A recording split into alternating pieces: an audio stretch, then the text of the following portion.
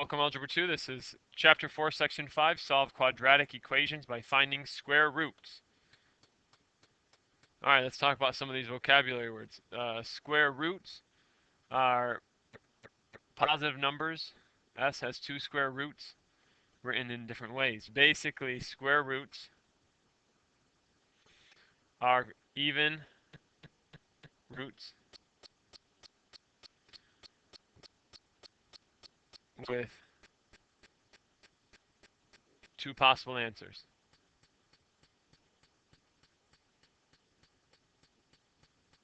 Okay. All of you probably know that this is a square root. But what the two possible answers means is if you have x squared equals 4, and you want to solve this, well, looking at this, you know that in your head that 2 squared is 4. So you square root both sides. So the square root of 4 is 2. But there are two different answers. If you put 2 in here, you're right. 2 squared equals 4. But if you put negative 2 in there and square it, it still is equal to 4. So square root, whenever you add one, you need to add a plus or minus to square roots. And we'll talk more about that later. This is the radical. It's the square root symbol.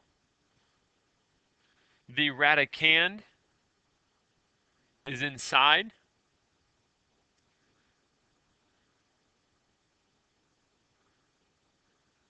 So that's the radicand. Rationalizing the denominator means that there are no roots in denominator. No roots in denominator. Basically what you do is you make the denom a perfect root.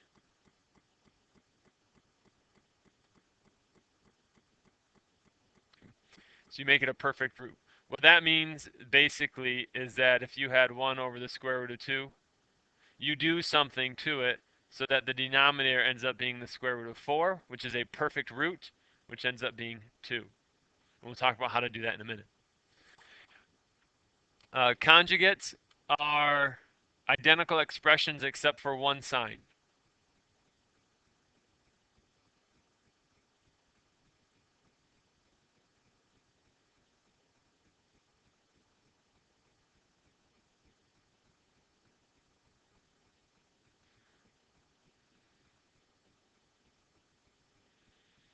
All right, that means if you had x plus 2, the conjugate to that would be x minus 2. They're exactly the same except for one of the signs. All right, those are the vocabulary words. So what we're going to be doing is we're going to be simplifying square roots. And there's two ways.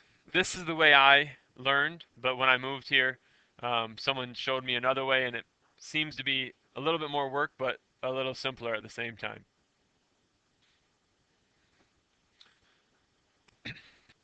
So, like I said, the way I learned was to take a product means multiplication, and break it into two factors. So you take a product and you say, all right, 18 is 9 times 2. So this would be the square root of A and the square root of B. So what you're looking at, you could say that this is a square root of 6 and the square root of 3. But that doesn't help us because neither of these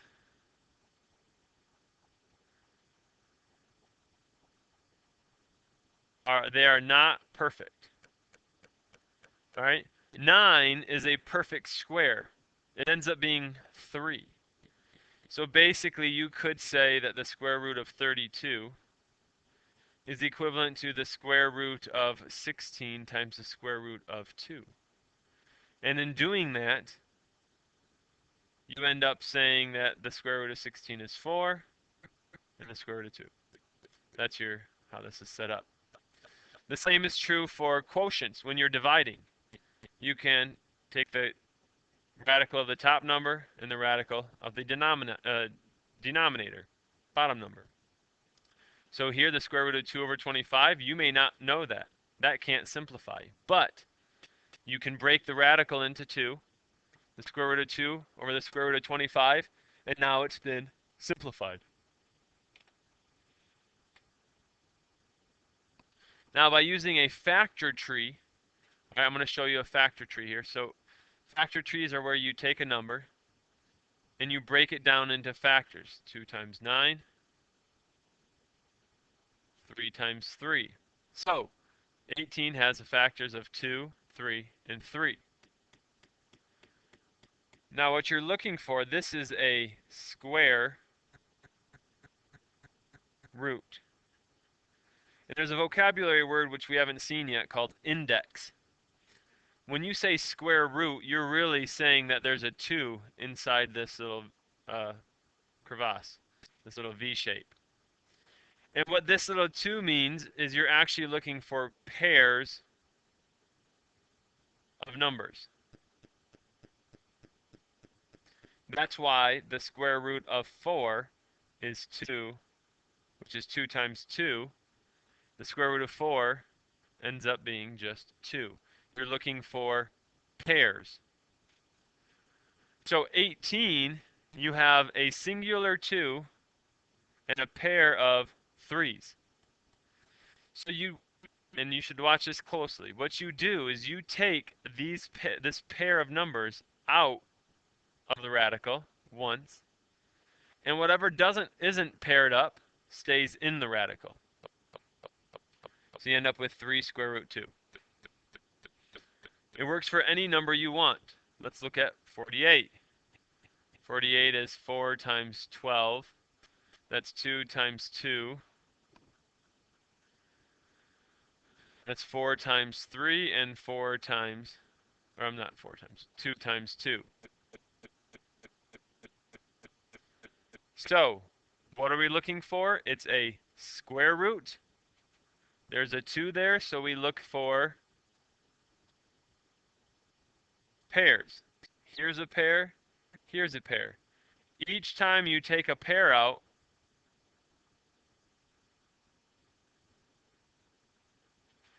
you take out one of them. So 2 times 2, 4, square root 3. So this is how you set up the factor tree. So let's look at 24. 24 can be broken into the square root of 4 times the square root of 6, which ends up being 2 square root 6. Using the factor tree, though, you would say 4, 6, 2, 2, 2, 3. You're looking for pairs. Here's a pair of 2s. And then whatever's left over is inside the radical, which is exactly what we have. All right. The reverse is true as well. The square root of 5 times the square root of 18 ends up being, well, 5 times 18. The square root of 90. Now, the book way says you take the square root of 9, you multiply by the square root of 10, and you get 3 square root 10. But some of you may not know that 9 is a factor, or even know that 9 is a perfect square. So instead, you can use the factor tree. Here's 90. It's 5 times 18. It's 3 times 6, and 2 times 3. So, well, there are a pair of 2s, or 3s, I mean. Here's a pair of 3s. So the pair comes out. Whatever's left over goes back inside. So you end up with 3 square root 10, which is exactly the same answer we got right here. Part C, go ahead and break up that quotient. Square root of 9, square root of 64 should really help you out. Square root of 9 is 3. Square root of 64 is 8. 3/8 is our solution. There's not much, you don't need to use a factor tree for those because they're both perfect squares already.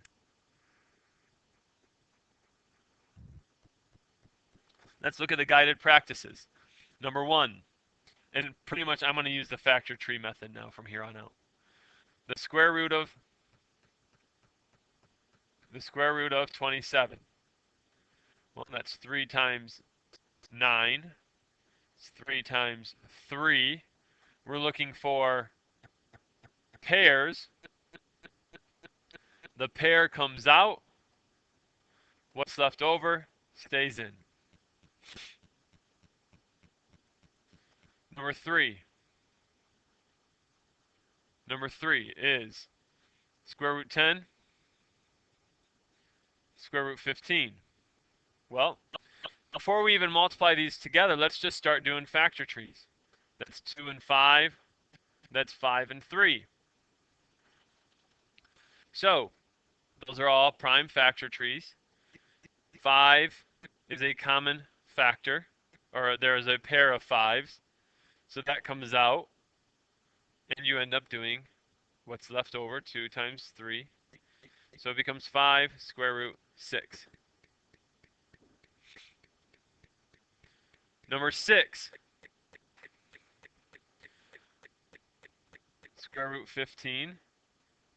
Oh, wait, let me rewrite it the right way.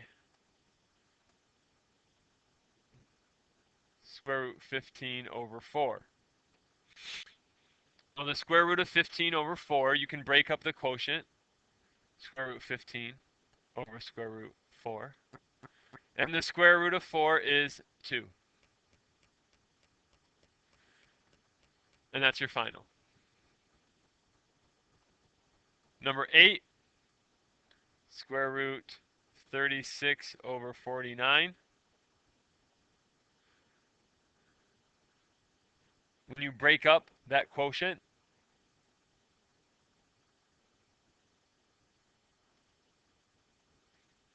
gives you 6/7. All right, so that's those properties.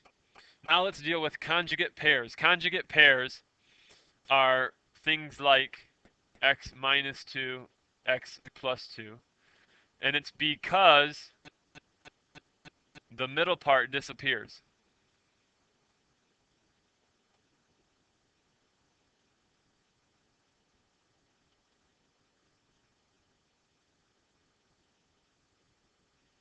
So the middle part disappears. If we FOIL, that's x squared. Then it's plus 2x, it's minus 2x, and it's minus 4. The middle part disappears. And you get x squared minus 4. So that's what conjugate pairs do. If I gave you a number or something, if I said x minus 3, you should be able to give me the conjugate pair. If I said 2x minus 5/4, you should be able to give me the conjugate pair. They're exactly the same except one sign, and usually the middle sign is the opposite.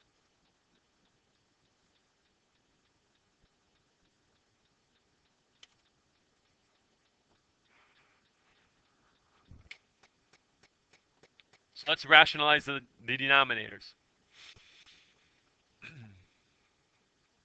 Step 1 is going to be to simplify all radicals.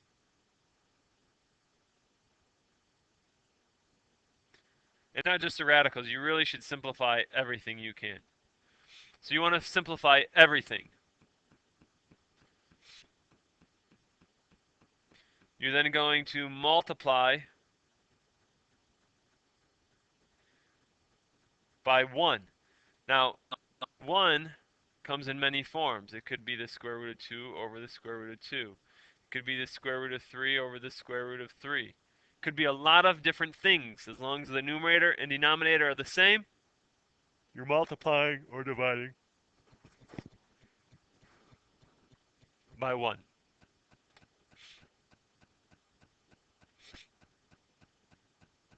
So then you're actually going to simplify. And that's pretty much it.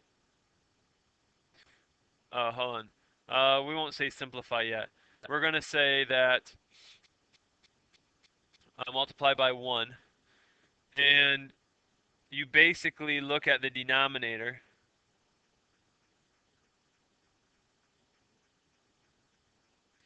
The denominator radical tells you what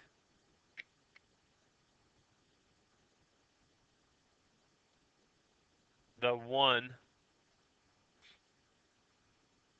should look like.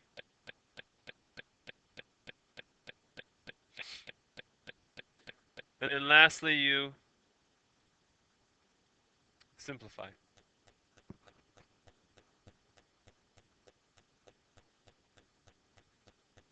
So let's look at some of these in this information here. Square root of 7 over the square root of 3. Well, when we break that up, it's the square root of 7 over the square root of 3. You multiply. Can we simplify this fraction? Hopefully you say no. We now multiply by 1, and the denominator is what tells us the 1 should look like. Denominator is the square root of 3, so we multiply by square root of 3. Now the reason you do that is now with the properties, the square root of 7 times the square root of 3 ends up equaling the square root of 21. Here, the square root of 3 times the square root of 3 is, they radicals undo one another, so you end up with the square root of 21 over 3. That is how you rationalize a denominator. So let's do another quick example.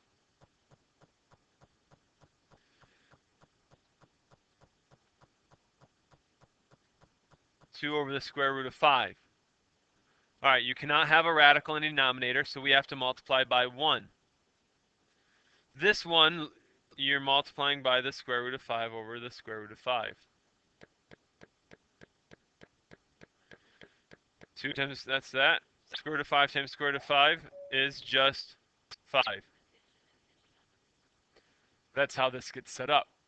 If you had something like 4 over the square root of 20, remember, step 1 is to simplify all radicals. If you don't simplify, you're going to end up multiplying by the square root of 20 over the square root of 20, and you don't want to do that. This 20 becomes 4 times 5, 2 times 2. Therefore, the 2's are paired together, so it comes outside the radical, and it's 2 square root 5. Now multiplying the square root of 5 over the square root of 5, because the answer should be already simplified. The 4 and the 2 reduce, so it becomes 2 rad 5 over 5. That's how that works. All right. Sometimes you don't multiply by 1.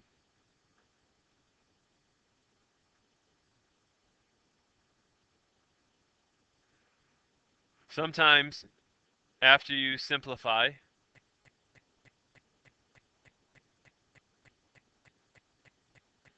you still multiply by 1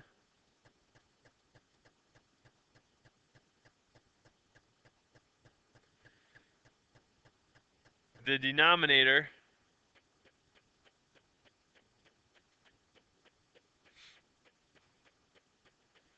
denominators, and I'll say conjugate, determines 1. And then, of course, you simplify. So, here, Rewrite this. Simplify, it is simplified. Multiply by 1. And the denominator's conjugate determines what 1 is. So the conjugate of this would be 5 minus the square root of 3. 5 minus square root of 3. And the reason we do that is, please remember, the conjugates undo the middle part. So all you have to do is FL. You don't do OI. You do 5 times 5, square root 3 times square root 3. And then the numerator is 4 times 5 minus square root 3.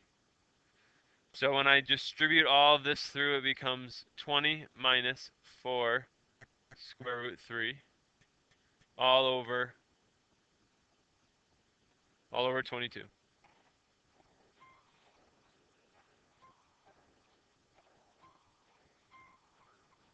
All right, let's do a few more, and we'll continue in a little bit.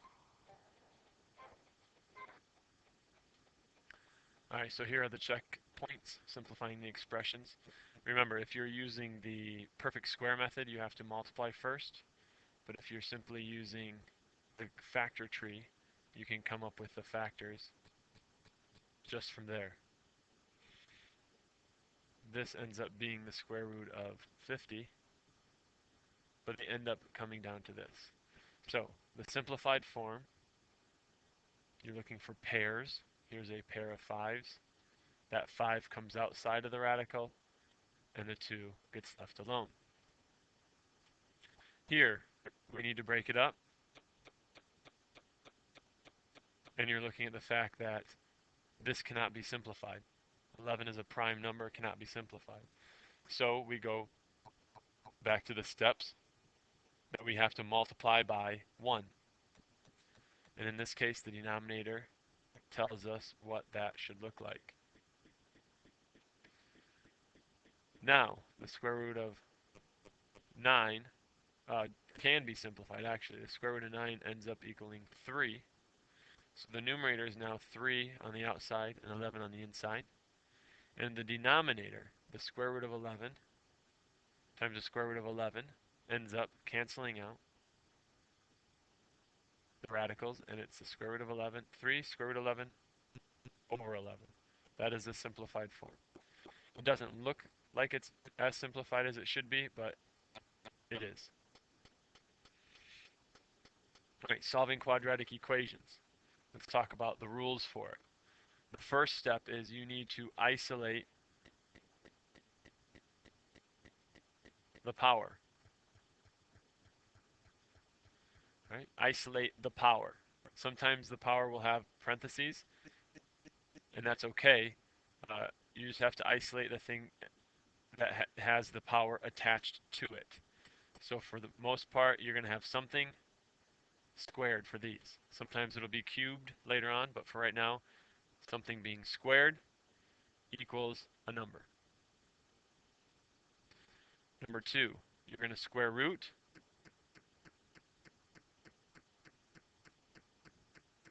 both sides.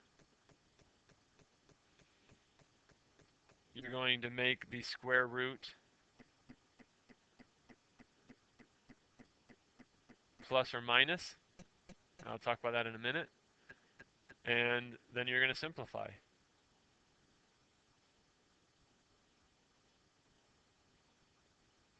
All right. So we're isolating the power. That means we need to get this right here is the power.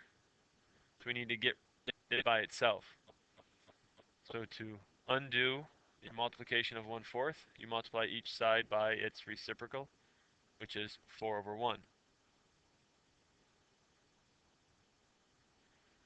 This cancels, leaves it as y minus 6 squared equals 32. Then you take the square root of both sides. So now you square root, and you end up with square root of a square cancels out, and you have the square root of 32. Now, I'm going to add into your notes as well something from the next page over.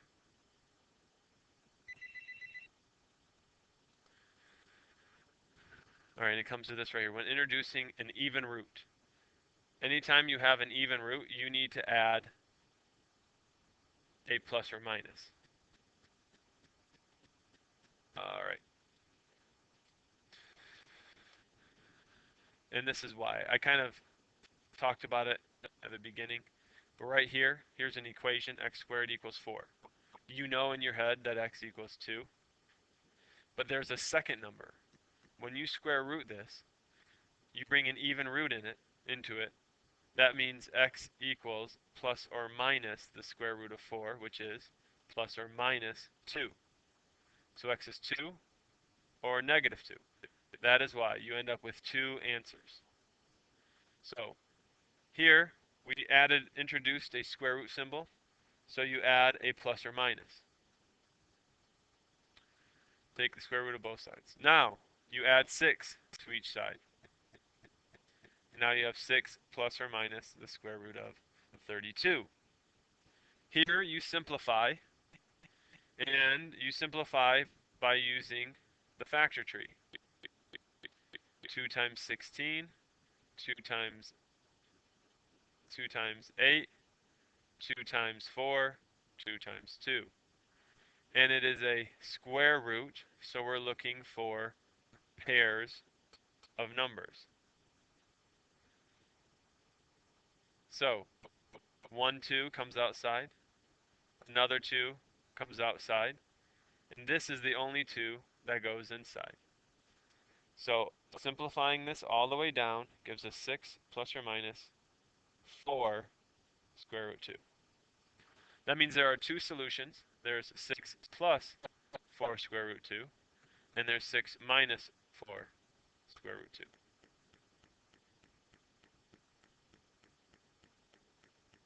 Okay, please don't forget this whole adding a plus or minus to a radical. All right. So number 9 from the guided practices. Square root of 6 over 5. You first use the property to break it up. You then multiply by 1 by looking at the denominator. The denominator tells you what to multiply by.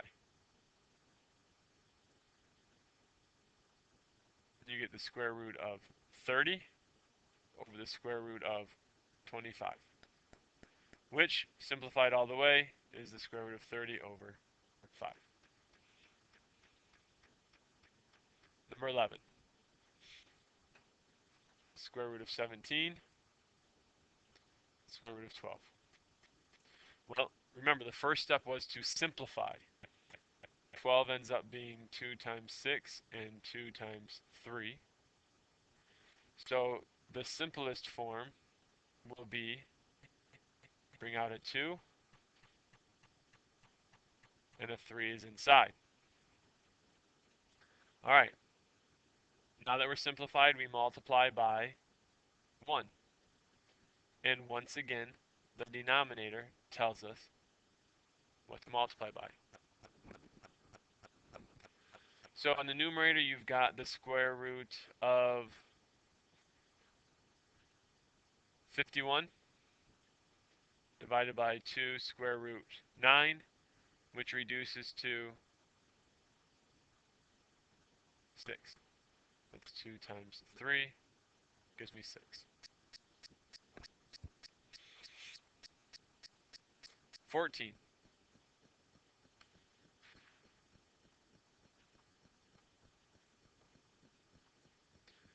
13 over 28. First thing you do, break it into the two radicals. Simplify whenever possible. 4 times 7, 2 times 2. Pair of 2's comes out. And now you should be able to multiply by 1. It ends up being the square root of 21 .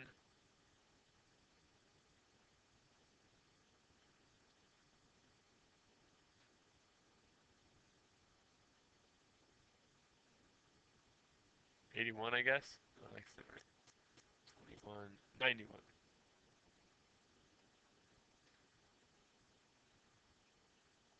Over 2 times 7. So your final answer, 14. Now the reason we do that simplifying to begin with is so you don't have to simplify at the end. Oh, not 15, number 16. Number 16 for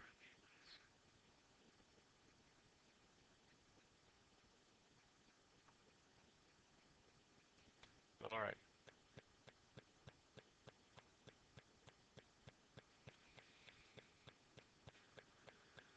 All right. So when a radical is not by itself, this means the conjugates. It means you come over here, the rationalizing for conjugates is right here. Denominators, conjugate determines the 1. So when you look, the new multiplied by 1 is the conjugate pair of this right here. So what's the almost exactly the same except a different sign.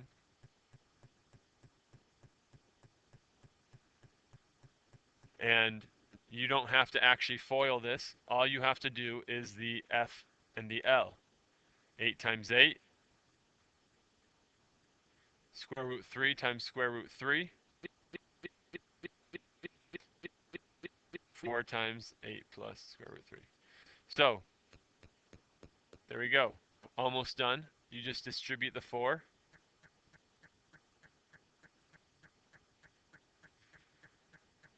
And you do the subtraction.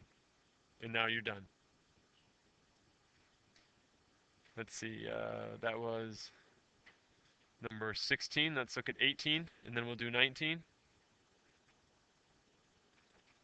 18 is z squared minus 7 equals 29. So we isolate the power term. We isolate it by adding 7 to both sides. Z squared equals 36. Once we've isolated the power term, we square root both sides. And when we introduce the square root symbol or an even root, it's plus or minus. Final step is to simplify, plus or minus 6. Let's do number 19.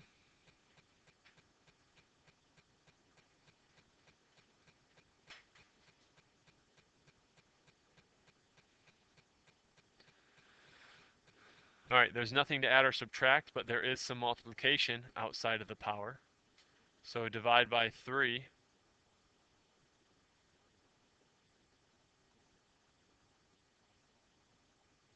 Square root both sides. And remember, it's plus or minus. All right, so 40 over 3. That does not simplify. Since it doesn't simplify, we have to rationalize the denominator. So I'm going to do this off on some side scratch work. It's the square root of 40 over the square root of 3. Can't simplify. Well, the numerator can, but we'll do that in a second. Square root 3 over square root 3 tells me that it's the square root of 120 over 3.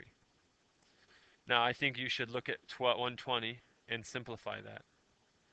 It's 10 times 12, 5 times 2, 2 times 6, 2 times 3. So think we're doing square roots. So that means pairs. A pair comes out, 5, 2, 3, all get multiplied together. It ends up being this. So all that work, we've got plus or minus 2 square root 30 over 3. We're not done yet because we have to add 2 to both sides. And once you do that, you have an answer that looks really ugly.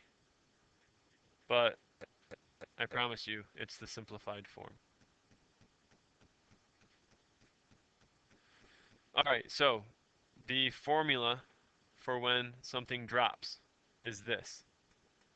When something is being dropped, if I drop a water balloon on you from straight above you, it falls in this function. It tells us that a water balloon is dropped from a window 59 feet above the sidewalk.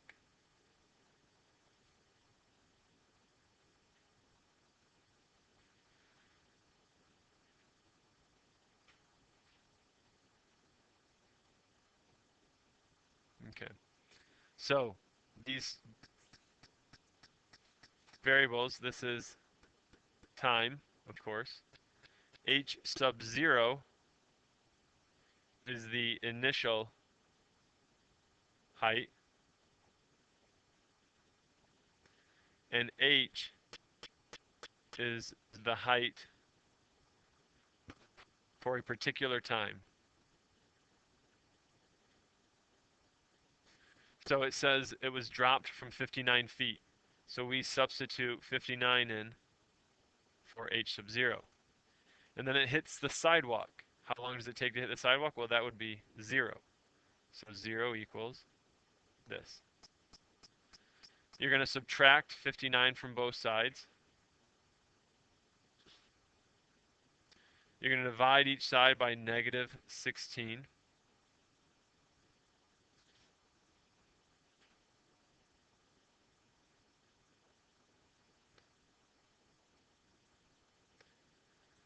You're going to end up with 59 sixteenths. You're going to square root each side. So the answer is the square root of 59 over the square root of 16, which is the square root of 59 over 4. So while we do this, the square root of 59 over 4, of course, it's plus or minus. And when I calculate this out using your calculator, because you aren't really going to say it took the square root of 59 over 4 seconds.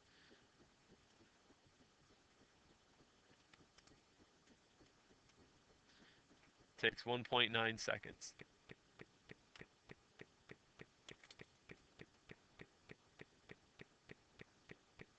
1.9 seconds to hit the ground. And you reject the negative solution because time must be positive. So it'll take 1.9 seconds to hit the ground.